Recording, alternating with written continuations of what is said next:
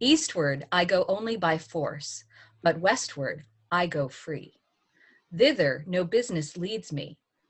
It's hard for me to believe that I shall find fair landscapes or sufficient wildness and freedom behind the eastern horizon.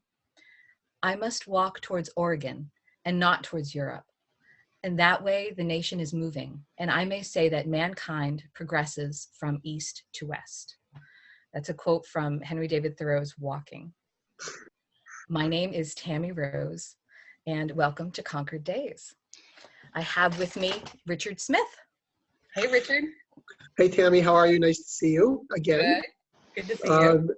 It's a pleasure to be here. My name is Richard Smith. I'm a writer and historian in Concord, Massachusetts. And joining us this week on Concord Days is writer, historian, Thoreau shop at Walden Pond manager, and Thoreauvian Corinne Smith. Hello, Corinne. Hi, Richard. Hi, Tammy. Thank you very much for the opportunity to be here and talk with you today. Pleasure to have you here. It's weird seeing you on camera since we see each other all the time, like in real life.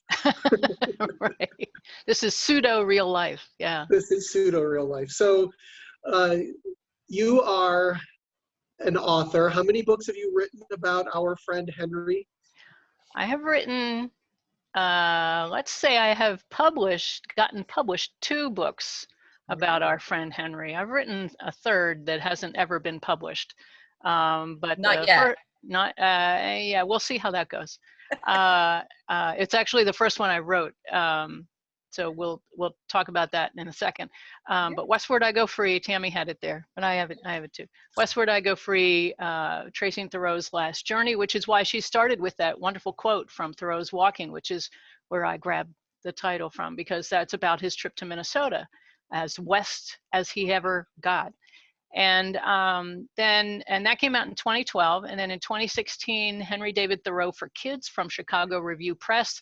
It's aimed at middle grade readers. It's part of the Chicago Review Press for Kids series, which means that it's a combination biography and activity book. And I had to not only convey Henry's life in 38,000 words or less, but also create 21 activities that didn't use any extra materials that you had to go out and buy, that you could find right around the house to get kids interested that would relate to Thoreau's life. So half of those take you outside, as you should go if you're going to talk about Thoreau. But yeah, one that I didn't get published was a novel called Watching Henry. Richard has actually read it. I read it. that I did in 2001, 2002, and someday maybe. So, I feel like a lot of us have like a novel in us about Henry, because there's this need to like connect with him. And then, like, as you mentioned, because you're also doing a YouTube series about Thoreau and all of the books associated with him. But you mentioned like going down a rabbit hole of research. And I feel like that's where a lot of us also end up too, because like there's so much to talk about with him. And actually, and before Richard and you guys continue, I also want to talk about this book, which you also have an essay in as well. So, and right, that's Thoreau at Mackinac, and the Mackinac Arts Council on Mackinac Island at the top of Michigan. You know, Michigan looks like that. Yes, Michigan looks like that, and it's up there, or that way, whichever way it is. Yeah, it's and it's yeah, and they brought that out in 2017 in honor of Henry's 200th birthday, and also to celebrate the fact that he spent a couple of days on Mackinac. And so they asked for poets and essayists to contribute, and so both Tammy and I were able to do that. So that was kind of cool. Yeah, thank you for showing that. I was able to sneak in a little bit of Margaret Fuller, because she had done She was also there. She's you know, that's part of her Summer on the Lakes in 1843. Yeah, she went up there too. But just in the 17 years difference between when Margaret was there and when Henry was there, a lot of change had happened as far as transportation goes, because he was able to take the train across southern Michigan and take steamboats to Mackinac, but she had to take boats the whole way. And and also their encounters with Native Americans, Mm. with the Native American tribes, Right. too. So if you're interested in that, that's a whole other marvelous thing to explore. Right. So Right. Corinne, your book on Thoreau's Minnesota excursion. For many, many years, I think that his trip to Minnesota has been completely glossed over by historians and biographers. I think it's one of his most important trips, but it's the least known and least understood. So why did you feel like you needed to write a book about Henry's last trip? Well, the quick and easy answer to that is because no one else had done it. Okay. Right. And Henry himself didn't have a chance to do it because the circumstances were these. As most people know, Henry eventually died of consumption, tuberculosis, and consumption was the biggest killer of the day. So, and his father had already died of it. His oldest sister had died of it. His brother John had symptoms and probably would have died of it if he had not died of tetanus lockjaw instead. And so he had it most of his life. And so they didn't know what caused it. So doctors often recommended travel to a different climate.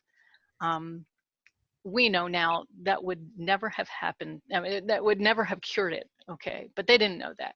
So, so when the doctor finally convinced him that travel to a different climate would be good, Henry, first of all, chose Minnesota, whereas most men would have chosen, and it was only men traveling, of course, most men would have looked for a warmer, moister climate like Florida, or go over to the Mediterranean, or the West Indies in the Caribbean. But no, Henry chose Minnesota because, of course, he's a nonconformist. But otherwise, he did have a slight connection there because a brother of his cousin-in-law lived in the Twin Cities area, we now call the Twin Cities area. And so he had a connection out there. That was important to, when you traveled, to, write to people ahead of time and say, hey, we're coming. So, and didn't Emerson send him to Minnesota with several letters of introduction to people so that he could meet folks along the way? I think he did. Those don't survive. So we don't know if he used them or if he tossed them, quite frankly. So, so, I mean, it would have been handy to have in your pocket if you needed it, but I don't know that I didn't find any evidence that he needed them and that he used them. Well, right. and he also had a younger traveling companion. Sure. Bags. Sure. Because when consumptives were traveling, it was helpful to have someone with you because, if something bad happened on the road, then you had a friend who could help you immediately. And so this happened to be Horace Mann Jr., son of the famous educator Horace Mann. There are also tales, sort of rumors, that Henry had asked Ellery Channing. He had also asked his Worcester friend H.G.O. Blake to go. Blake for sure couldn't go, but Ellery, I think, just kind of strung along and eventually said, no, I can't. And Horace Mann Jr. Lived in town and kept, if you look in Henry's journal for the 6 months leading up to that trip, Horace was bringing him botanical and animal specimens, and they were talking about it. And so you could see that there was a relationship building there a little bit, and Horace was sort of a budding scientist on his own. He eventually would be in charge of the herbarium at Harvard for a couple of years. But yeah. And he made it all the way, I think, to like Hawaii. After, yeah, and later after all of this Minnesota trip was over, Horace made it all the way out to Hawaii, yeah, and collected specimens from the Sandwich Islands, which is what they were called at the time, yeah. But he died too. And how long were they gone, Corinne? How long was the trip to Minnesota? Well, the thing is, what I didn't get to say yet is that, of course, Fort Sumter had just been fired upon. And so the country was at war. And so nobody knew what was going to happen. We have the ability to know what's going to happen, but they didn't. They were in the middle of all of it. So they didn't know how long the war was going to last. The Northerners thought it was only going to be 3 months because Lincoln asked for 70,000 volunteers to serve for 3 months. And they thought, oh, okay, it'll be over in 3 months. Sure. Well, no. And so, I think a lot of wars might start like that. Like, oh, don't worry, it's going to be a really short conflict. Don't worry about it. It won't drag on. It won't. We'll all be home by Christmas. Or whatever. So, and just to place the year, so you're talking about this is 1861, spring of 1861. So Fort Sumter's in April. Richard, what day is it? It's like April 12th, 1861. Okay. So,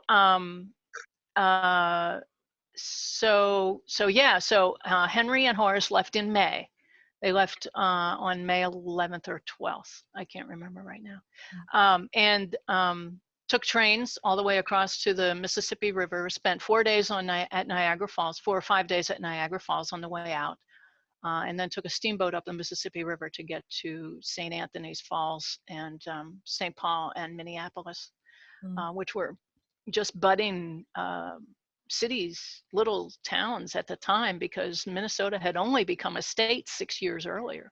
Now, history goes so far back here, you know, and when you go west, it doesn't. But yeah.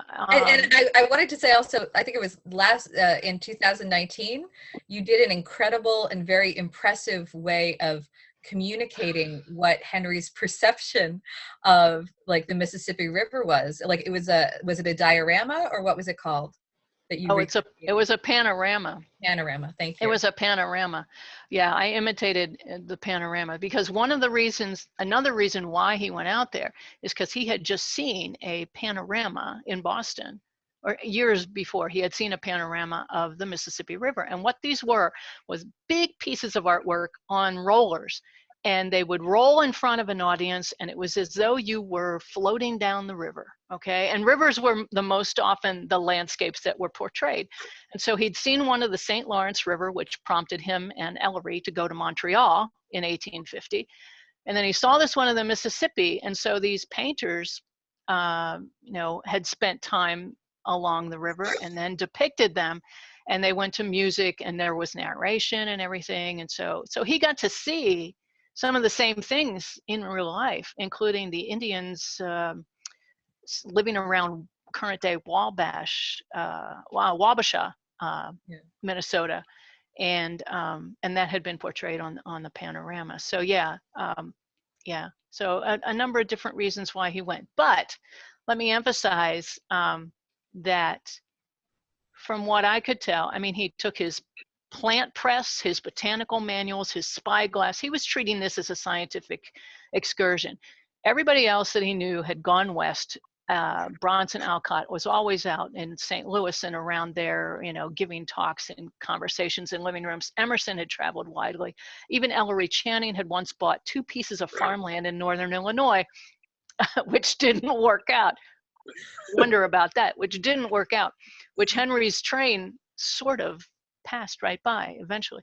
So yeah, I think he knew this was his last trip, and Richard alluded to earlier that a lot was not known about this before. Well, that's because a lot of biographers just took Henry's word for things, and sometimes that's just because he didn't have all the information, or he didn't have a chance to write it all down. And so he didn't have a chance when they came back in July of 1861. Henry only had 9 more months to live. And before he left, he was already, he knew, he must have known that his time was limited. And he was already firming up manuscripts with his sister Sophia for what would be posthumous publication. And so that's where Maine Woods and Cape Cod, and even the essay Walking and Life Without Principle, and essays that were printed in the Atlantic Monthly after he was gone, and Excursions, a volume of essays. So yeah, he only had 9 months after he came back, and they didn't get to the Minnesota Journal. He had kept a 100-page journal in which he had written things that he found unusual, like the 13-line ground squirrels out in the Midwest, which are adorable. adorable. And we don't have them in New England. And also oak openings, the way oak trees grow, the way oak and hickory forests grow in the Midwest is a special kind of botanical thing called oak openings. And he remarked about them. And he had just done all his research on the succession of forest trees and how oaks and pines have a little symbiotic relationship going, or you cut one down, the other one will grow, and all that kind of stuff. Yeah. So yeah, he was keeping that as a scientific experiment. So he'd never had a chance himself to write about it at length. And so biographers gave it short shrift every single time. And basically what they would say is, he went out to Minnesota for his health, came back, he was no better. Now, he was gone for 2 months. How can nothing happen in 2 months is what I was thinking. Right. I love to travel myself, and so I took vacations where I did different sections of the trip. Actually, when I got the idea and when I was prompted by Thoreau scholar Edmund Schofield to pursue doing the research, I was living in Illinois, and I was only my daily commute took me across those train tracks twice. And so when I found out how close I was sort of to Thoreau when I was living out there, and I thought, wow, this is so cool. I can intersect with Henry Thoreau's path in Illinois, and I'm not even in Concord. This is just weird, So those are the things that prompted me on that. So I don't think that it's that weird, because I feel like a lot of people who really adore Thoreau are looking for like a way in, and the fact that you can, cross his path, where you were, it's like all these happy accidents are sort of ways to have you sort of, get one step closer to helping the rest of us figure out that piece of his life. So yeah. Well, and we look for him everywhere. If we're fans of him, we look for him everywhere. And sure, you can come to Concord and you can come to Walden Pond, and that's great. But really, you should find your own Walden somewhere else, because we all have our own Walden that we like and that we love. And it's great to visit his. And 600,000 people a year do. But yeah, you should have your own. But yeah, we look for those connections. It's all about connections, Tammy. We all we like this guy enough that we want to connect with him. How are we going to do that? We read all his stuff. We read about all the stuff. Yeah. We go to the places that he went, or we just go out and we have our own nature experience, and then we come back and look in the journal and say, now what did he say about the stuff that I just saw? Yeah. And these are all connected, and I think they're all valid, and it's all this wonderful. Well, and can you talk can you talk about your experience as a librarian, and how you even came up with the way of, because you're doing a 12 series, web series, 12 episode web series, right. All of the Thoreau, the biographies and the quote books, and so talk about how you started doing that, because I think it's marvelous, and it really helps everybody from the newbie Thoreauvian to the expert to sort of say, all right, which books are actually respectable, which how do I even begin to research this? Right. Well, I had this idea for a long time, really, probably at least a year. Before it was so popular to do talks online, and I knew I wanted to cover, it's basically book talks the way librarians generally give book talks. And I was a librarian for a long time. Richard, you forgot to mention that, but that's okay. There's just so much about you, No, not really. So it's sort of like book talks online. Because for the last 20 years, after I finished that novel in 2002, and I just went with my gut on writing the novel about Thoreau, I thought, I got to read more about this guy again. And that's when I started reading everything. And that's when I realized, there's good resources and there are not so good ones. And so over the last 20 years or so, that's what I've come to realize. And I knew I wanted to do a basic Thoreau library, research library, and an advanced resource library for people who are studying him on their own. But the one topic that really drove me is about Thoreau's journal, because people would ask me, and people come into the shop at Walden Pond and they look at our shelf of Thoreau quote books and a couple of books about Thoreau's journals, and they'll say very innocently, how can I get all of Thoreau's journals? And unfortunately, the short answer is you can't, all in one place.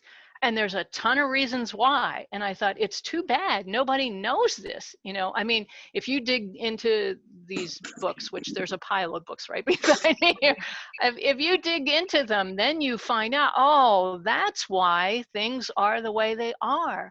That's why Henry's stuff is every different place. It's not all in one archive, because you had a couple of different literary inheritors, and the last main one sold it all to the highest bidders. And that's why J.P. Morgan got some down in New York City. That's why Henry Huntington got some out in California. And then, of course, his survey maps are at the Concord Free Public Library. His herbarium is at Harvard, and so. Yeah, and when you talk about the journal, right, it's like 40, how many volumes? 44 different notebooks that he had? I don't think it was that many. Was it that many? I don't think it's that many. Okay. When it was published in the as part of the 20 volume set that came out in 1906 from Houghton Mifflin, it took up the last 14 volumes. And one of his journal volumes was missing when the publisher did it. So it's a little more than 14 standard volumes if you have it that way. But that's. Well, I think we forget, one thing we forget about Thoreau, and I think the reason all of his stuff was all over the place, he was not very highly regarded in the literary pantheon in his day. He was not an Emerson or a Hawthorne or a Longfellow. And so you can go to Harvard, to Houghton Library at Harvard, and you can see everything that Emerson ever did. His journals, his manuscripts, his letters, his account books, everything. The same with the Alkits. A lot of their stuff was saved. Yeah. Thoreau was not in that kind of regard. And so I think it was Higginson, Thomas Wentworth Higginson, who went to Concord late 19th century, early 20th century, because he was interested or wanted to see the interest that people would have in reading Thoreau's journals. And people in Concord basically said, what, are you crazy? Why would we want to read this guy's journal? Well, and don't forget, when Bronson Alcott had his Concord School of Philosophy, 1879 to 1888, I think, Blake from Worcester was the owner of Thoreau's journals at the time, and every year he would read Thoreau's journals to people, and they loved him. They loved hearing them, and so he started publishing seasonal volumes. He went through the journals and gathered seasonal excerpts. He was not a good editor, but at least he made the attempt. And so there are 2 editions of his seasonal volumes. So and that's 1879 to 1888. When the 1906 20-volume set came out, that was really monumental. And right around that time was when his manuscripts were being disseminated. And I do recall the only reason J.P. Morgan bought the specific lot was that there was something else by somebody else in it. He was not buying it to buy Thoreau's journals. He was buying it because there was something else in the same lot packaged with it that he really wanted. But I wonder if J.P. Morgan even knew who Henry David Thoreau was, to tell you the truth. Perhaps not, because his reputation really didn't start gaining ground until the middle of the 1900s. When the Thoreau Society formed in 1941, that was right on the edge of him getting more popular. And of course, the 1960s is the time when he really came to the forefront of at least American culture, because all the things that he had written about, all the themes, the role of government, environmentalism, because we had Earth Day in 1970, the role of government in our lives, civil rights, individual rights, all that kind of stuff. everything was happening in the 60s. And so that's why you get his stuff on posters, and everybody's starting to read Walden, and it's a back to the nature movement, you know, and all that kind of stuff. So Well, and the night that Thoreau spent in jail was written as an anti-Vietnam play. Yeah. They just absolutely, happened to make it about Henry Thoreau and the Mexican War in 1846. But it was absolutely. definitely an anti-Vietnam play. Yeah, and it came out in 1970. So Right. yeah, Right. yeah. And so, and kids still read it in high school. Kids still perform it in high school. Adults perform it at Walden Pond every year, at least part of it. Yeah. And so, yeah, so what we know as Thoreau's reputation, you know, it grew steadily, and it still continues to grow. It still But continues to wouldn't you grow. say that he's more popular now than he's probably ever been? Well, in addition to the 1960s, where everything came to the forefront, you've got from 2016 to the present day, you know, and that's another wave of everything that he wrote about is in our faces. You know, the environment, should we have an EPA or shouldn't we have an EPA? Should we have a Clean Air Act or shouldn't we have a Clean Air Act, you know? And individual rights, oh my goodness. uh, the role of government in our lives, oh my goodness, you know, it's coming in waves, and this I think is the biggest wave since the 1960s with Henry. Yeah. Now we should probably talk a little bit about the pilgrims who come to Walden and to Yes. Concord. I would love to talk about that, because at least for myself, my first experience was just Walden as a swimming hole. And I would go there absolutely every summer. And, you know, I lived 2 towns away. You know, I grew up, and it was, you know, 15, 20 minutes away in the car. And we would go there every summer, multiple times. And, you know, there's this funny cabin in the parking lot, and there's a statue of this guy. And even as a kid, I was like, okay, right. So he's a writer. So I always had that in the back of my mind. But there's this marvelous bookstore, which is also, I feel like, one of the first ways that people can connect with that literature side of it. Because you can go to Walden and just have the experience of it as a pond, and you could miss the bookstore entirely. But tell me about the people who go to the bookstore, and the pilgrims who are experts, and the people who even don't even have any idea of why there would be a bookstore, and they're assuming that they can only buy, you know, plastic bottles of water or something in that store. No plastic bottles of water in Concord. No. Exactly. Well, there's a whole lot of things that we could talk about with that. Well, if I can interrupt for a second, Sure. I think, you know, we get such a mixture of people. And for those who don't know, I work at the bookshop at Walden Pond as well. We get a real mixture of the true pilgrims mixed with the people who have no idea who this guy even is, or even what Walden Pond is. The only reason they're at Walden Pond is because somebody in Concord said, "Oh, you should go to Walden Pond." Or That's they true. want exercise, you know, they want to walk around the path, or they want to swim, or they want to, you know, they biked there from Cambridge because they heard that it was a good destination. Yeah. And I am happy to say that a lot of the new people who don't know who Henry is or anything about him, that's one of the best parts I think about working at the shop is they come in and sometimes they'll leave with a copy of Walden, or they'll leave with a couple of different books about Thoreau. You know, and it's one of these places where you can get into some really good conversations with people about Henry and transcendentalism and progressive politics and nature and Buddhism and anything else that might come down the pike when you're talking about Henry. Yeah. Absolutely.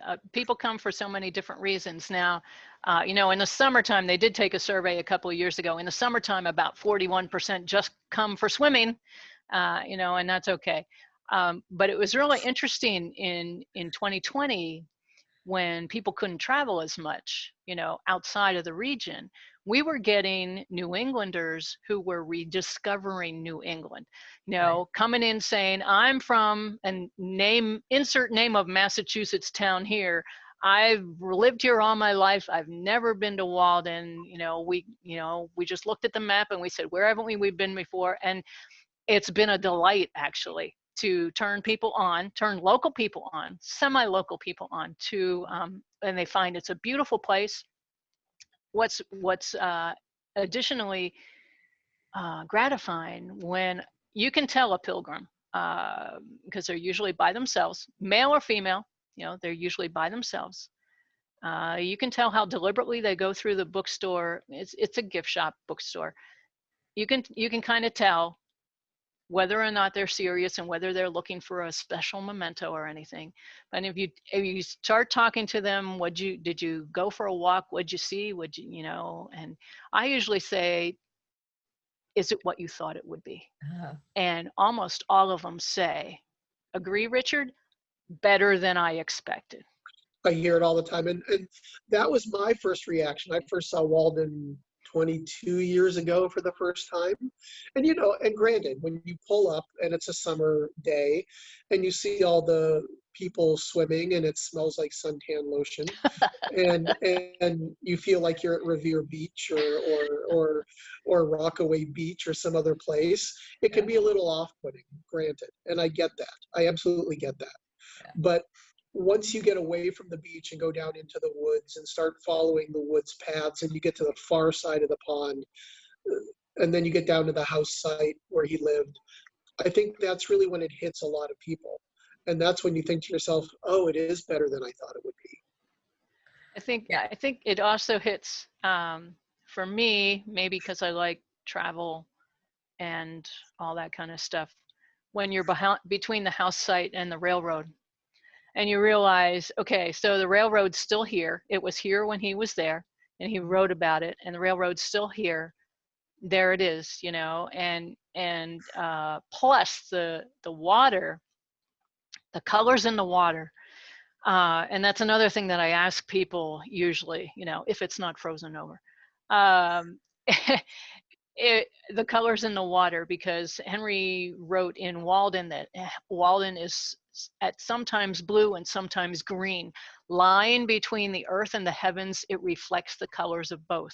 And it does, it reflects the green pine trees at that far end, so much so that it is such a deep green. It's a deeper green than my mug. It's this deep aqua, and it's just, that's my favorite part. That's really my favorite part. That's what I like doing at Walden, is I like walking around. And often, and granted, I'm probably like you and lots of other Thoreauvians, but as I'm walking around Walden Pond or any place in Concord, I always kind of have Henry's thoughts in the back of my mind about what he saw and what he would have seen. So then when I see something at Walden that he wrote about, I'm like, oh, there's the sandbar that Henry wrote about. Or, oh, there's the green water that Henry wrote about. Or, oh, there's the train. I don't mind being at Walden Pond and seeing the commuter rail go by, because Henry writes very glowingly about watching the trains come and go past Walden Pond. So, right. So I think that when you're at Walden, if you're there in the right frame of mind, or even if you're not, you can have a real Thoreauvian experience. If you're out wandering the woods, Walden woods by yourself. It's absolutely possible to be experiencing the exact same things that he did when he was living there. Yeah, absolutely. Even though you can probably still hear the traffic from Route 2 on occasion. But yeah, the acoustics, in wintertime, or on a cloudy day, the acoustics are great. One of my favorite things is when it does freeze over, the sound of the ice, it's like otherworldly, because people will throw rocks or something that causes it to reverberate, and it sounds like you're in a sci-fi movie. I was just doing that here in my house here in Ayer, Massachusetts. We have a mill pond behind our house. I was just there a few days ago throwing rocks onto the ice, listening to the sound myself. Yeah. So I get it. Something that I did want to mention, and one of the reasons why, well, a couple of things that I'd love to mention. The shop at Walden Pond has been right there at Walden Pond State Reservation property since May of 1995. There's been a shop there.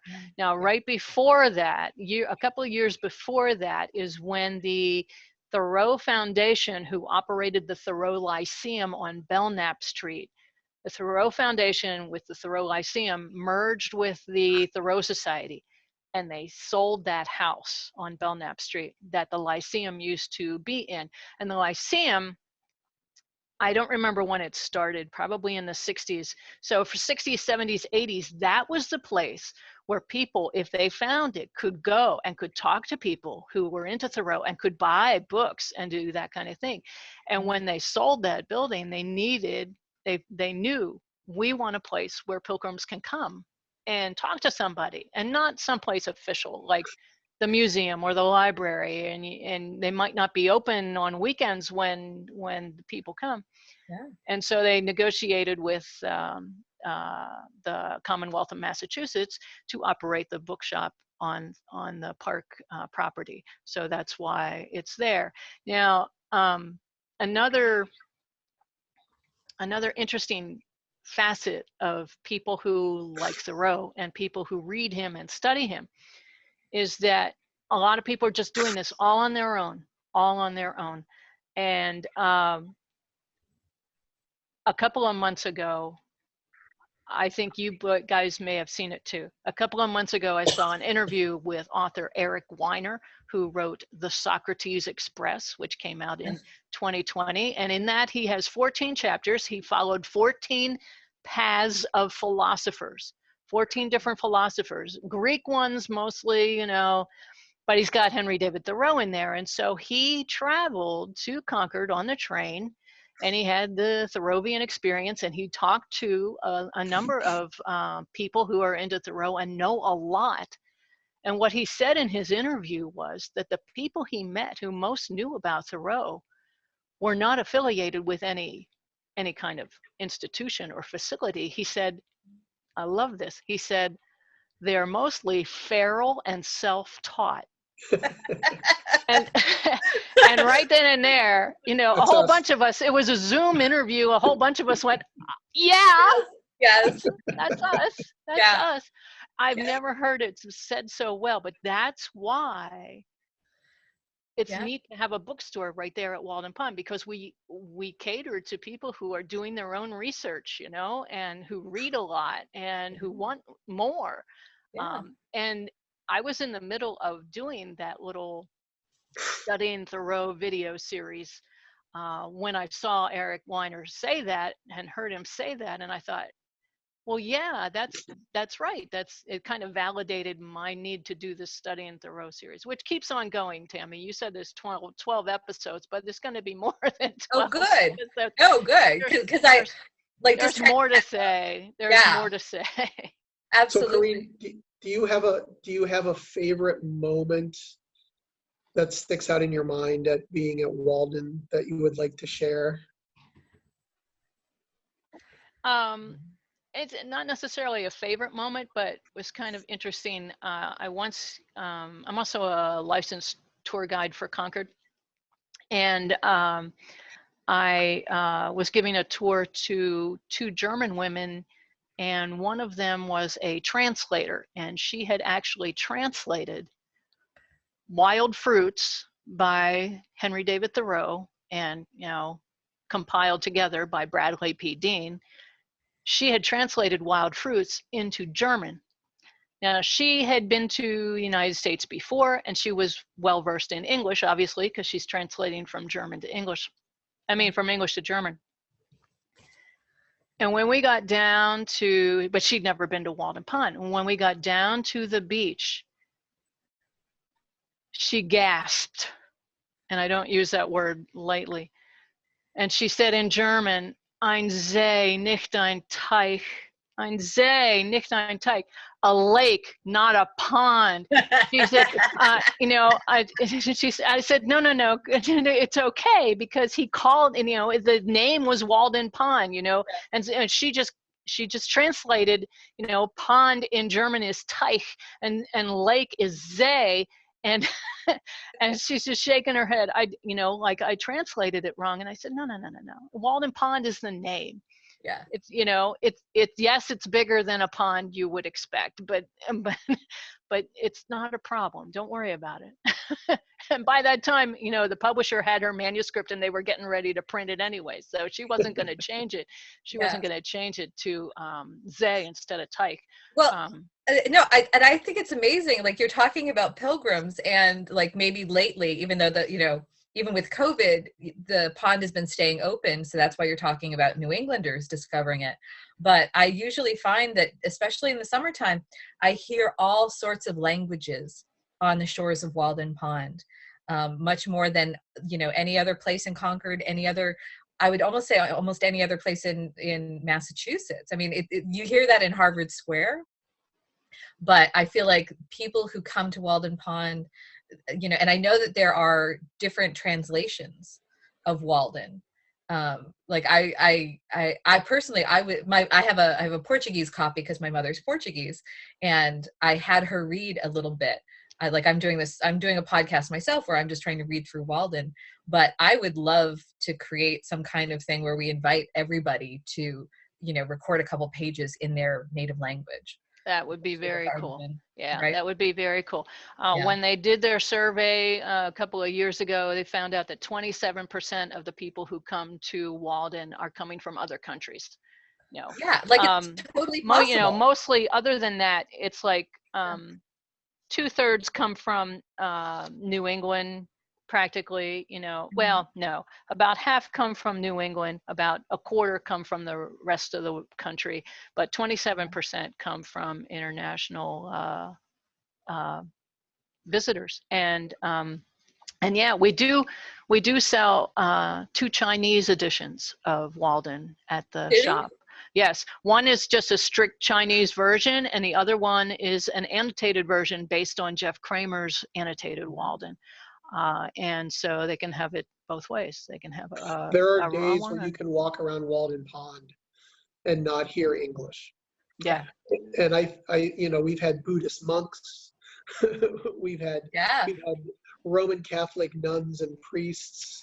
We've had, of course, Unitarians. But it's really a place, and I don't use this word often either, but for me, it's such a magical place in terms of history and spirituality and history and literature and all of that. Yeah, and Native Americans were there as well, and they thought of it as a lovely gathering place. I was working at the shop one day. My favorite story. I was working at the shop one day, and the phone rang, and it was this gentleman, and I can't remember where he was from, someplace out west. And he said, "Hi, this is so and so. I'm calling from California. Tell me, can you see Walden Pond right now?" And I said, "I can." And this is when we were at the old building, and we had a huge picture window looking out at the pond. And I turned around, I said, "Yes, I'm looking at the pond right now." He goes, "Okay, just stare at it for a second." So there was like silence for about 12 or 15 seconds. And then he goes, "Oh, I can feel it. I can feel it." And then he hung up. and I'm like, yeah, that's the best Walden story ever. That is pretty good. That is pretty good. Well, we get, and we are so, we're honored and lucky to work at that place, that we get to meet everybody and engage them if we want to, or if they want to. And again, not everybody even cares about Thoreau. But the ones that do, you get into some real interesting conversations. And yes, and with the new shop, with the new visitor center that was built in 2016, we have a clear view from the shop of the pond in winter and early spring, when the leaves are not out on the trees. By the time full summer comes, we can't see it anymore. But during the winter, I can even see the trains on the other side, which is very cool. And if the refrigerator is not chugging away, I can even hear the trains on the other side. So, and we get some pretty amazing sunsets sitting in that shop. There are. Although I will take Henry to task on one thing about that. You know, in Walden, he said at one point that he sat in the doorway of his house for one whole day from dawn to dusk, and he just sat there and he, you know, was mindful, and I'm paraphrasing, of course, he was mindful, and he was just listening to everything that was going on and watching everything that was going on. Okay, you go out to his house site and sit on that doorstep. A dawn to dusk day is pretty darn short because of the lay of the land. You don't get to see a sunrise, you don't get to see a sunset. You know, there's this little window. I mean, just because of the lay of the land, and not to even mention that there were fewer trees there when he was there. Yeah. But yeah, you sit there. It's a great experience. It is, but the way it's conveyed, and when you read it somewhere else, you think, oh wow, yeah, cool. I could go out and sit in my doorway for the whole day, and that would be really interesting, and it would be, but it's not quite the way you would interpret that somewhere else, because just the way that, you know, the day's really short there. So before we wrap up, Corinne, why don't you give us a quick plug for your books and give us a quick plug for our shop? Okay, sure. Yeah. So let's talk about the shop at Walden Pond first, because shop at waldenpond.org, open almost every day of the year except for Thanksgiving, Christmas, Easter, and when it is snowing. Okay. Right. And you let 4 people in at a time, right? What's your COVID restriction? Currently, we let four customers in at a time, where we are the 5th person in the room. Yes, and masks, of course, are required. And the people that we get there are not just visitors or pilgrims, but we get a lot of local people who want to buy local products, or who want to buy something memorable from Walden that they can send to somebody somewhere else, like somebody who moved away and wants to, you know, remember, and that kind of thing. So we do have merchandise that's made by local artists, pottery and hand burned wood burning things, and hand painted signs, and that kind of thing. We use local artists when we can. So yes, shop at waldenpond.org. Come visit. We have a 20-minute parking space where you don't have to pay. Okay. And if you are out of town, you can shop online. Everything in the shop is available online. Let's say almost everything that's available in the shop is online. Right. Or just by a phone call, you can call in and try to experience Walden vicariously through Richard or Corinne. Absolutely. We'll be happy to look at the pond for you. Yeah. Yeah. Or the cardinal pair, the cardinal couple who live in the area, or the bluebirds. There's bluebirds that live there, or the red-tailed hawk who comes swooping in every once in a while, you know, to check on the chipmunk population, you know. And we've had pileated woodpeckers and bald eagles as well. Right. The bald eagles that live over on Fairhaven Bay often fish in Walden, sometimes grab it away from fisher folk. So yeah, you hear all kinds of tales, and a lot of people bring their memories and tell you other kinds of things. We've had, you know, weddings, engagements, you know, all kinds of things that people will tell you. It's a place that means a lot to a lot of different people for a lot of different reasons. Some of it's about Thoreau, but not all of it, and that's what's pretty special about it. So Westward I Go Free, Tracing Thoreau's Last Journey, is about Thoreau's Minnesota trip. It's fat because I wanted to tell it all, because Henry didn't get a chance to. And then Henry David Thoreau for Kids from Chicago Review Press, with 21 activities, and that's a lot of fun. And so it's also a nice and easy biography for adults too. I actually had people like Richard and Tammy in mind when I wrote it, because first of all, I wanted to make it understandable to children, but also because I knew if I got something wrong, somebody was going to say, you got this wrong. You know, that's another thing that the Thoreau people do. You read and you read and you read and you read and you learn all this stuff, and then you have zero tolerance for somebody who makes a mistake. Trust me, every time I write Gross. something or give a lecture on Thoreau, I'm aware that there are about 2,000 Thoreauvians looking over my shoulder, ready to pounce every time I make some kind of a mistake. Every time I wrote something in here that I thought, well, this is common knowledge, I had to stop and think, okay, how do I know this? How do we know this is true? Just a simple statement, Yeah. you know, how Yeah. do we know this is true? Well, and I also wanted to jump in and say, like, so I went to the Morgan exhibit. So when I had said like around 44 volumes, that was like the physical thing that they had received. But the Right. printed version was, of course, condensed into 16 volumes. So that's a correction I wanted to make, so we don't get, letters and emails and all that. No, so, yeah. no. And they're thin. The original notebooks are thin. Yeah, I don't have a source right next to me that tells me how many there were, so I don't. Exactly. I don't and remember I'm saying around because, like, and one of the things that I love about the Thoreauvian community is, yes, people will correct you, but also because they also are excited to share their knowledge. Oh, absolutely. And anybody who comes to Concord and gives a talk will understand that immediately. A public talk, in person, I'm talking. I mean, Zoom's fine too, but in person, because a Concord audience is among the most educated people you will ever find. And they will ask questions that you didn't expect, and they will know things. And you can make a statement, and somebody from the audience will know something a lot more on that statement than you do, and then they'll be able to share your knowledge. So it's a real treat to be in that kind of vibrant, dynamic environment among people who know and people who live there, and all of that kind of thing. And people will actually even be modest too, because they'll say, okay, well, I'm really good at this one particular piece of Thoreau, but I may not know this whole other thing, but I'm really interested in it. So, you're welcome. Like, you should always show up, because there's always going to be somebody else in the audience who's like, I know nothing about Thoreau, or I know nothing about this topic. And like, it's the eagerness of learning and the openness to learn. So don't feel like, everybody else has a PhD and, Thoreau's,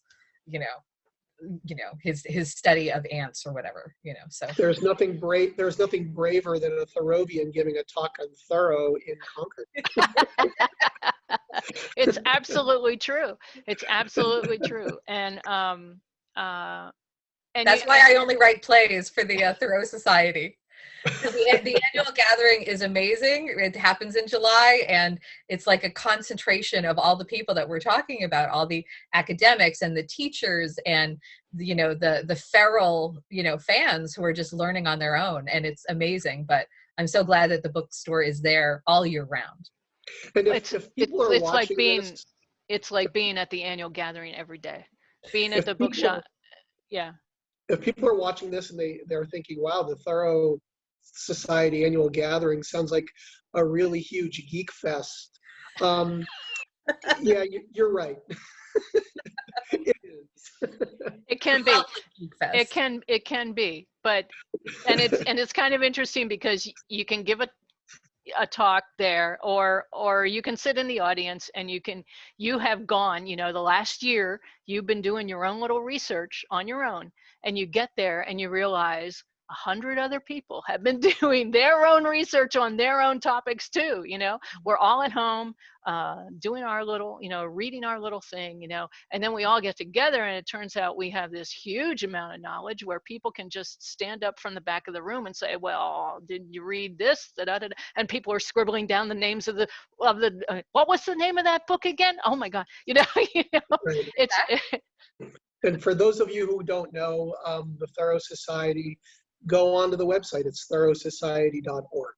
Absolutely. And you will find out anything and everything you need to know about not only the Thoreau Society, but Henry Thoreau himself. And there's also the Thoreau Institute, which I believe is walden.org. Yes. And they're another great resource for finding out things about Henry Thoreau. Thoreau Society and the Thoreau Institute work very closely together, along with Walden Pond. That's kind of like the Thoreau trifecta right there. Walden Pond, Thoreau Society, and the Walden Woods Project. Yeah. So all three of them have great women. great website. Exactly, and they're all active online and through social media. And I just want to put in a plug for social media and all the people who are active on it.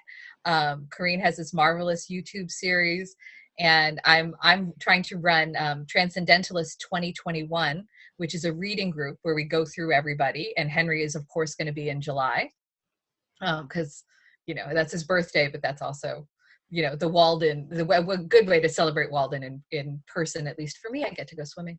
And Corinne has a Thoreau's Journey West Facebook page. Yeah. Yes, Right. but I also have a website, travelswiththoreau.com, and I don't have it fully populated yet, as they say in content world.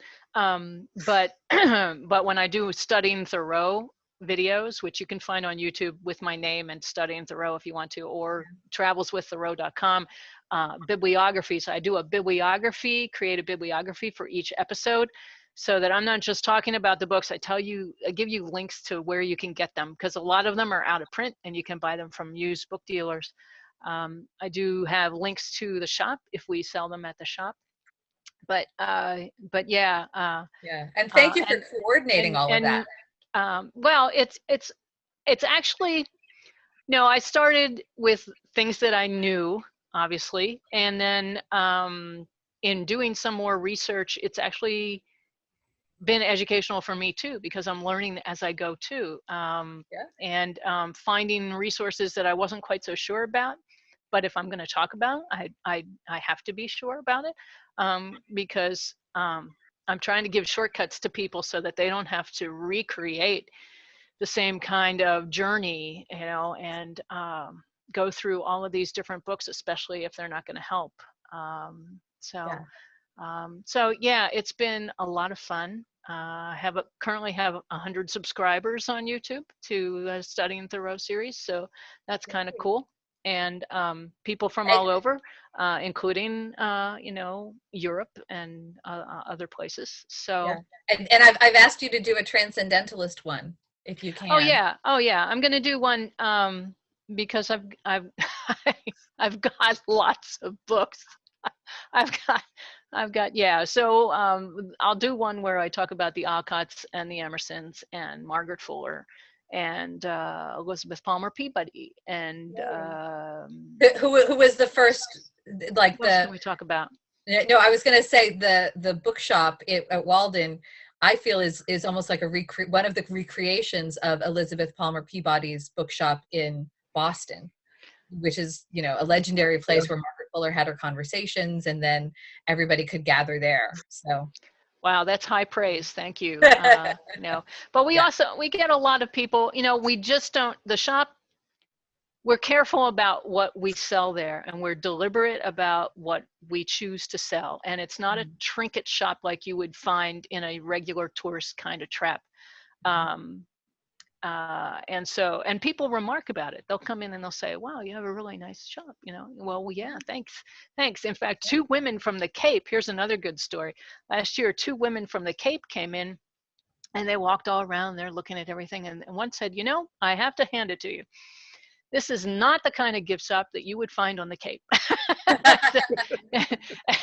And she said, I said, well, we're deliberate about what we choose to sell. And she said, you can tell. I look at everything and I say, I understand why that's here. And so that's what we do, because we want to make it meaningful for people, because just because of all the different varieties of people that we meet pretty much on a daily basis, no matter what the season is. Now, when there's high wind or driving rain, no, there's not too many people there. But even when it's lightly snowing, there are people there. Yeah. Walden is beautiful under any weather condition. And the whole, I'm living so close, and you guys would know too, the more time you get to spend at Walden is like the more time you get to spend in nature and, in an excellent society. And, This is true. The first time, shouldn't be afraid to come to Concord, because all of the feral Thoreauvians have had their shots. And, well, all the most of us. all Most of the it. feral Thoreauvians are home reading. That's what they're doing, or they're out experiencing nature on their own. Yeah. Well, The Corinne, first thank time, you. the first time I saw Walden was December 2000. I had driven from Illinois. I'm from Pennsylvania originally, and I lived in Illinois for a while, and then I moved to Massachusetts. I had driven from Illinois, and it was December. It was right around Christmas, and the park wasn't open, or if it was, I didn't see where to park. And I pulled into what was the shop lot at the time, and Walden was totally snowed over, total snow cover. And I'm looking at it from across the road, and I just couldn't even believe I was seeing Walden Pond. And this was 2000. At the time, there was a payphone right there. And so I called a friend and I said, "You won't believe where I am. I'm looking at Walden Pond," talking on the payphone. I remember that payphone. Well, Corinne, thank you so much for joining us today. Thank you for the books and the scholarship and the knowledge that you've brought to Thoreau studies. And thanks for keeping the shop at Walden Pond going during the COVID winter months. We really appreciate it. Oh, Yeah. thank you. Thank you, Henry and Tammy. Henry. Richard and Tammy. And thank you for the opportunity to talk. Our pleasure. Absolutely. Thank you. And we will see everybody again next week for another episode of Concord Days.